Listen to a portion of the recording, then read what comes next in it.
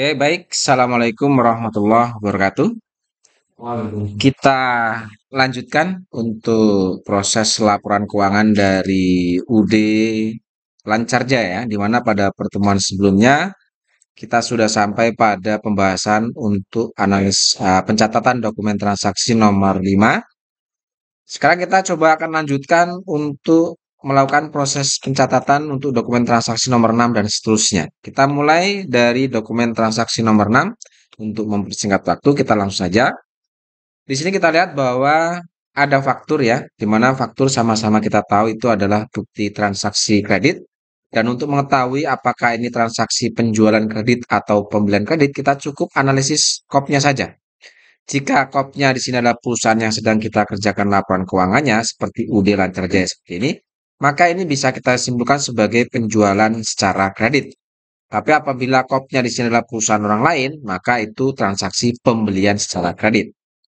Oke, baik. Dokumen transaksi nomor 6 itu adalah penjualan kredit. Bagaimana cara proses pencatatannya ke dalam jurnal? Yang pertama, jika ada transaksi penjualan kredit seperti ini, maka yang pertama kita akan catat di jurnal sales atau sales journal atau jurnal penjualan ya. Oke, cara pencatatannya di sales journal kita masukkan tanggalnya ya, tanggal 7, nomornya F12-1 kita masukkan tanggal 7. Lalu untuk invoice-nya F12-1, keterangannya kita masukkan kepada siapa kita menjual. Di sini kita lihat ada toko Imawan. Kita masukkan toko Imawan.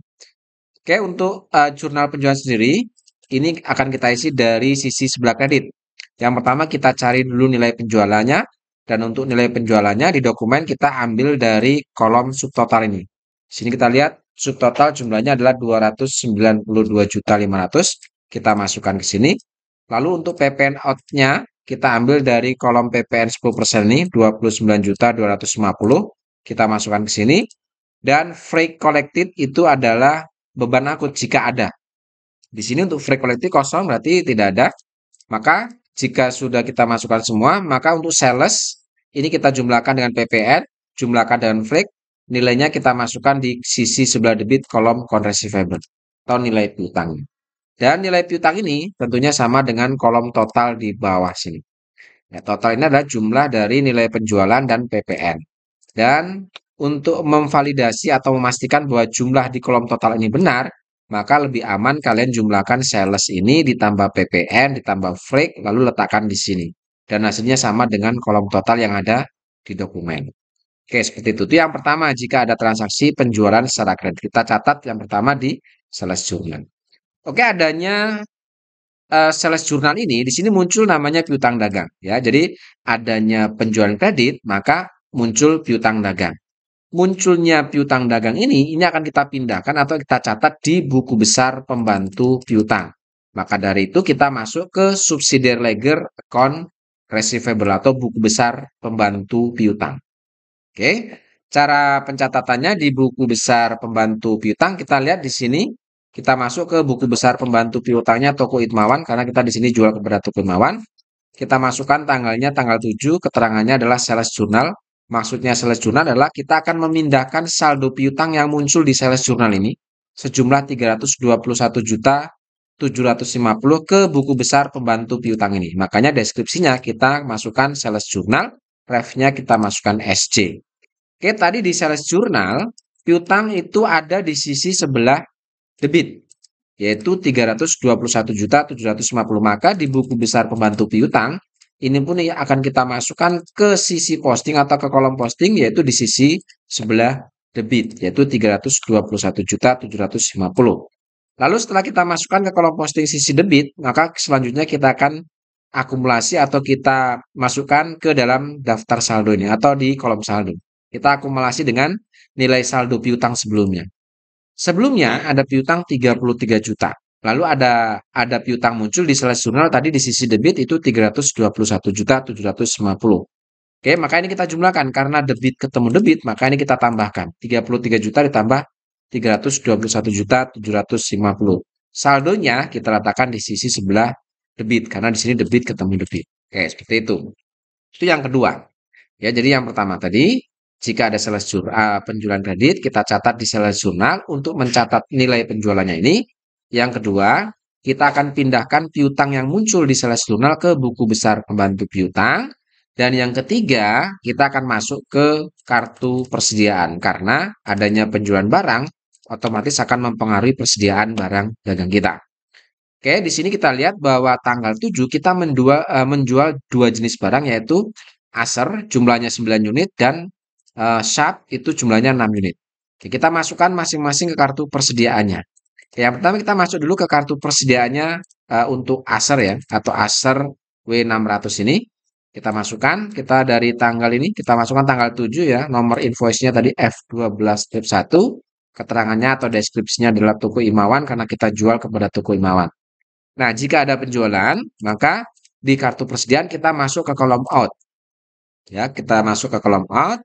Di quantity itu kita masukkan jumlah penjualannya. Di sini Acer kita jual 9 unit. Harga pokok barang kita jual ya untuk price, harga pokok barang kita jual itu mengambil dari price yang ada di kolom balance ini. Ya, di sini price-nya 18 juta.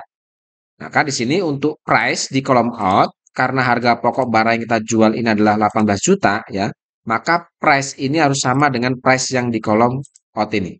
Jadi sekali lagi, untuk kolom price, nilai price ini ngambil dari price yang ada di balance. Di sini price-nya itu 18 juta, maka otomatis untuk 9 unit ini harganya pun harga pokoknya 18 juta.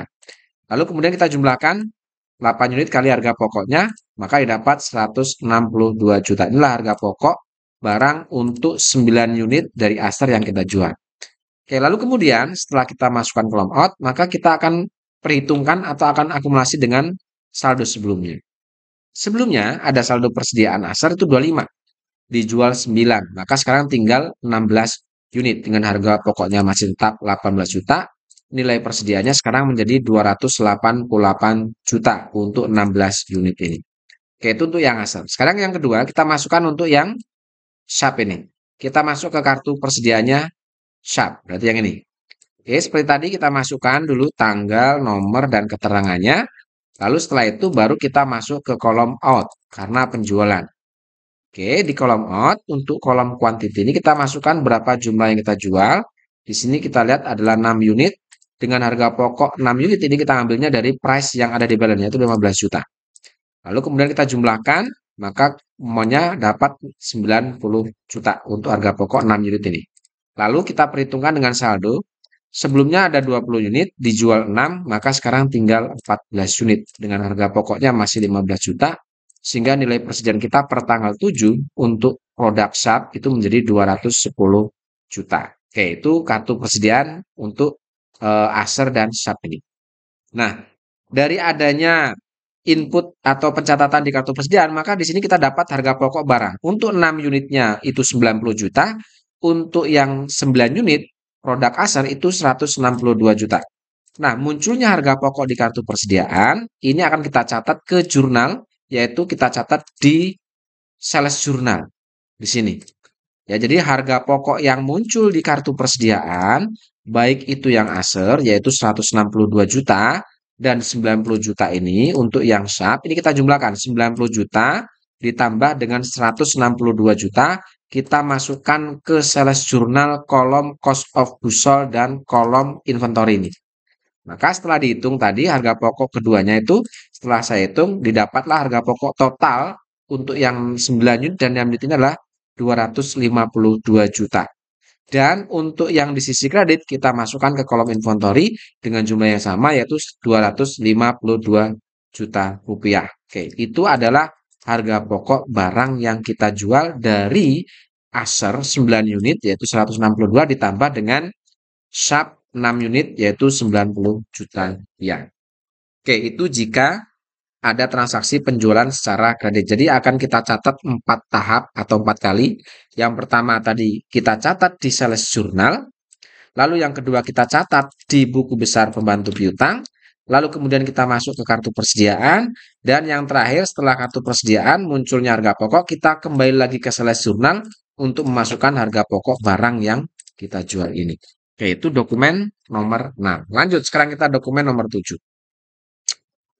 Oke, di dokumen nomor 7 di sini kita lihat ada bukti pengeluaran kas. Keterangannya untuk pelunasan faktur. tanggal 29 November. Itu artinya tanggal 7, dokumen nomor 7 tanggal 7 ini kita mengeluarkan kas untuk bayar utang. Oke, jika ada bukti pengeluaran kas seperti ini untuk membayar utang, maka yang pertama kita akan catat di jurnal pengeluaran kas atau cash payment journal. Oke, sekarang kita masukkan dulu tanggalnya. Di situ tanggal 7 dengan nomor BKK 12-1. Keterangannya di sini kita membayar utang kepada PT Cahayatech. Ya, seperti ini. Lalu kemudian adanya pengeluaran kas ini kita akan catat juga dari sisi sebelah kredit. Ya, yang pertama jumlah yang kita keluarkan yaitu 32 juta 10.000 ini kita langsung masukkan ke kolom cash in bank. Ya, jadi berapapun yang kita keluarkan atau berapapun kas yang kita keluarkan, kalian langsung masukkan ke cash in bank. Nah, cash in bank kita mengeluarkan sejumlah 32 juta 10.000 ini ternyata untuk pelunasan faktur atau pelunasan utang dagang kita itu tanggal 29 November. Nah, sekarang kita ingin tahu berapa sebenarnya nilai utang dagang yang kita lunasi tanggal 7 ini. Kita lihat bahwa tanggal utang dagang yang terjadi tanggal 29 November ini kita lihat di daftar saldo utang. Ya, kita lihat di daftar saldo utang, berarti yang ini ya. Kita lihat Cahayatech, oke, berarti tanggal ini yang kita lunasi tadi. Ya, inilah jumlah utang yang kita lunasi. Ternyata kepada Cahayatech kita punya utang yaitu 30 juta plus PPN yaitu menjadi 33 juta. Nah, nilai utang ini 33 juta ini yang terdiri dari nilai pembelian dan nilai PPN, ini kita masukkan ke kolom akun payable di sini, yaitu 33 juta. Oke, sekarang kita perhatikan di sini. Di sini kita mengeluarkan kas 32 juta 10.000 untuk membayar utang dagang 33 juta. Nah, pertanyaannya, kenapa jumlah yang kita keluarkan tidak sama dengan jumlah utang dagang kita? Ternyata di sini kalau kita perhatikan, ternyata saat kita melunasi tanggal 7, di mana kita punya utang dagang tanggal 29, maka di sini belum ada 10 hari. Sehingga kita dapat termin, yaitu dapat potongan 3%. 3% dari nilai sales dan 3% dari nilai PPN. Nah, adanya potongan pembelian dan potongan PPN ini, maka nilainya kita masukkan ke sisi kredit kolom order. Ya, yang pertama, untuk purchase diskon yaitu 3%. 3% dari nilai utang dagang kita. Utangnya tadi adalah 30 juta ya. 30 juta tadi nilai utang dagang kita. Maka di sini kita lihat, sekarang kita hitung. Ternyata utang kita adalah 3 juta. Jadi 3% itu ngitungnya dari nilai utang ini dan nilai PPN-nya.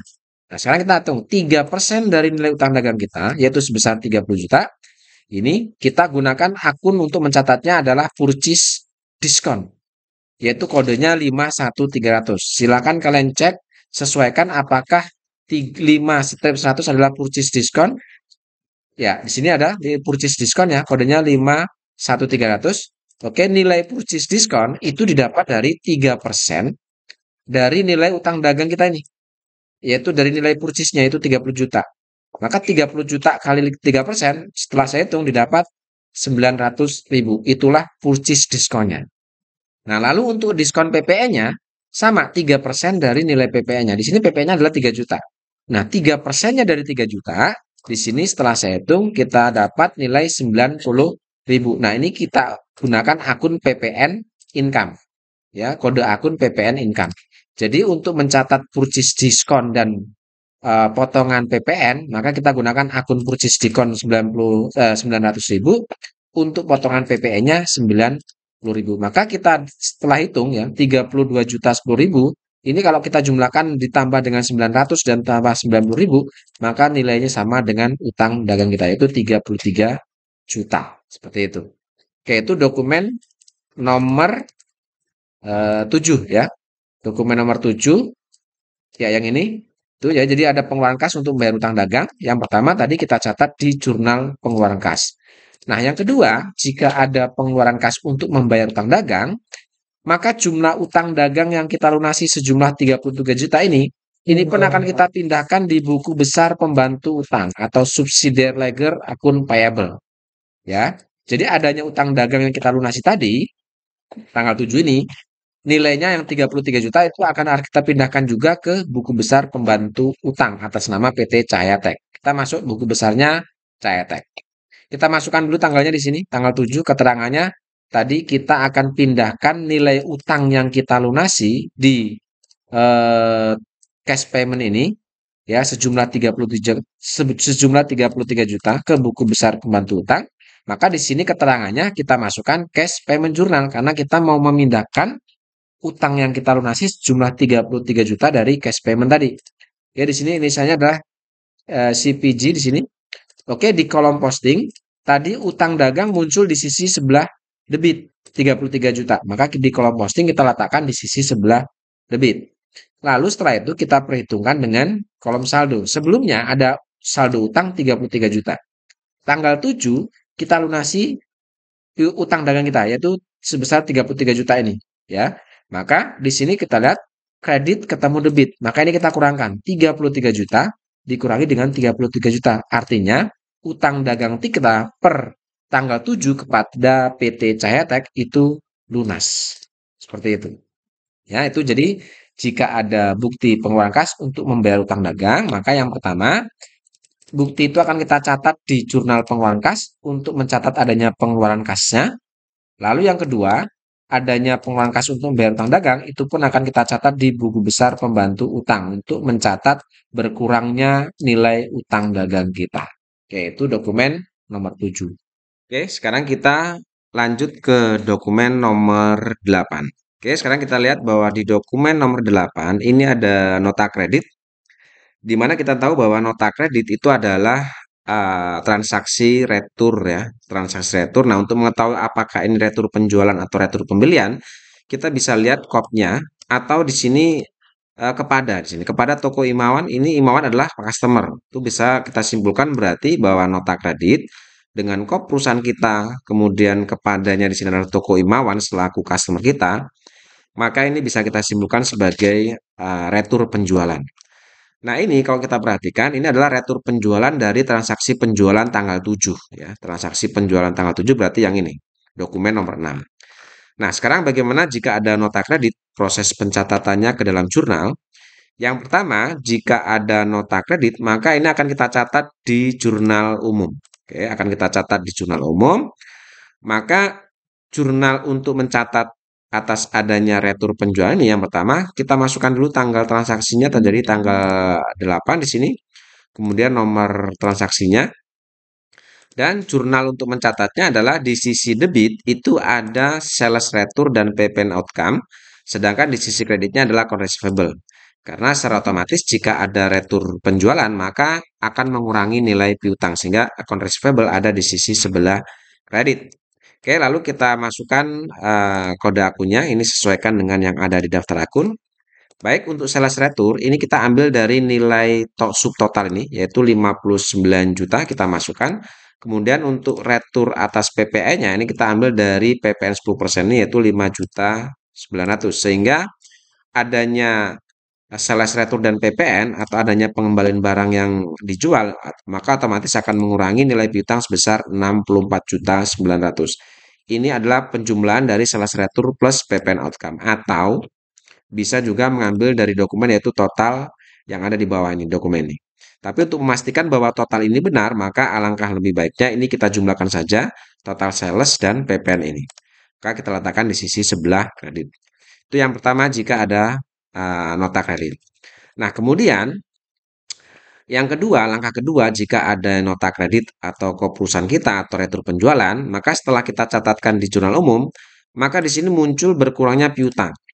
Berkurangnya piutang atas nama customer toko Imawan, maka ini akan kita catat atau kita posting ke buku besar pembantu piutang atau subsidiary ledger account receivable atas nama buku besar piutang atas nama toko Imawan, berarti yang ini.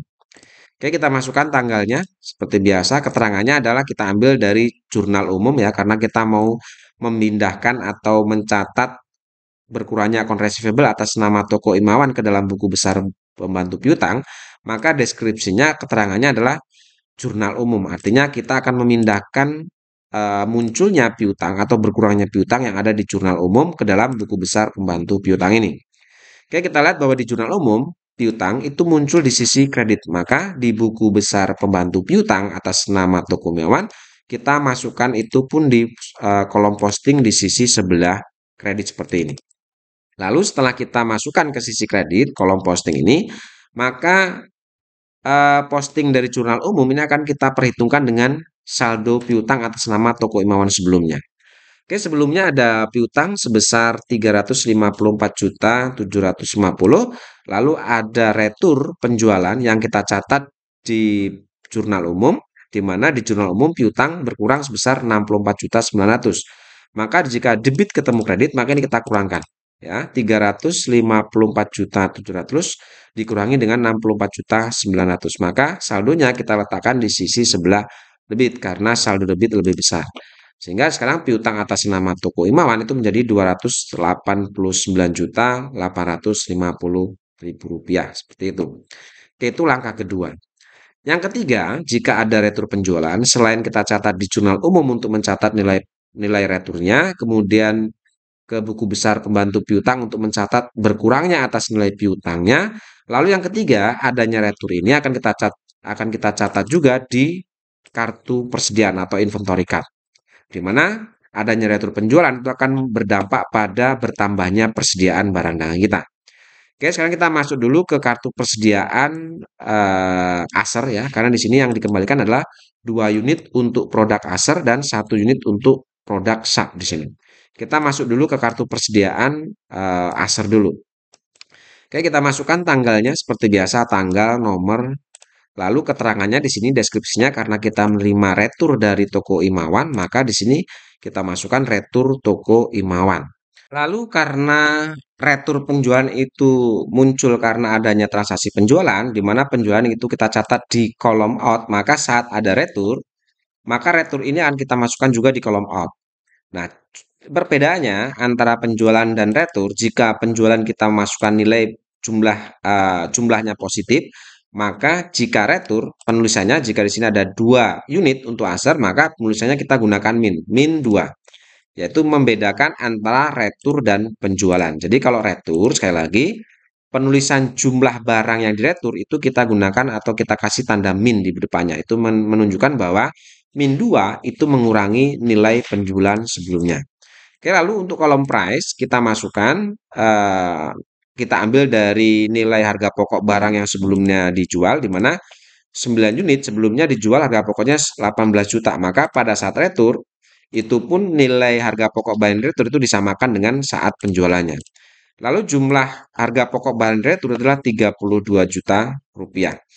Kemudian setelah kita masukkan nilai returnya, maka kita akan perhitungkan ke saldo persediaan sebelumnya.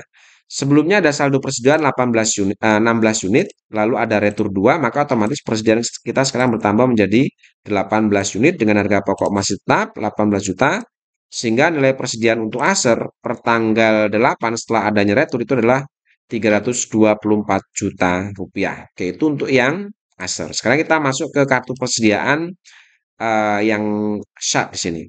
Di sini di SAP, untuk SAP sendiri ada 1 unit ya. Kita masukkan dulu keterangannya sama dengan yang di atas tadi ya, tanggal 8, NK12.1 dan retur Toko Imawan. Kembali kita akan masuk ke kolom out.